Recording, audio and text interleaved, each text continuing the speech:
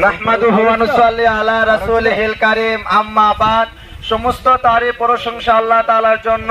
আল্লাহ আমাদের ঈদ উল ফিতরের 2 রাকাত ওয়াজিব নামাজ পড়াইছেন। আমরা সবাই আল্লাহর শুকরিয়া করি, সবাই আলহামদুলিল্লাহ। আলহামদুলিল্লাহ।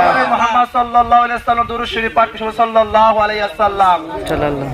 আজকে আমরা মরাদিঘি মাঠপাড়া, এটা ওয়াইজ বেঙ্গল, মরাদিঘি রিজিনগর থানা। আমরা মরাদিঘি থেকে বলছি যে আমাদের ঈদ উল ফিতরের নামাজ পড়ে যে পতাকাটা দেখতে পাচ্ছেন আপনারা, ফিলিস্তিনের মানুষরা, ইহুদিরা, খ্রিস্টানরা তাদেরকে কষ্ট দিছে। আমরা সব সময় আজ আমরা মোনাজাত ফিলিস্তিনের জন্য দোয়া করছি।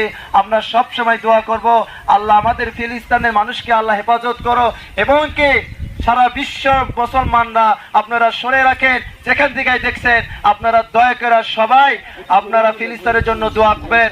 আমাদের অস্ত্র নাই, কিছু নাই, আমাদের অস্ত্র হইল আমাদের দোয়া, আর দোয়া বেশি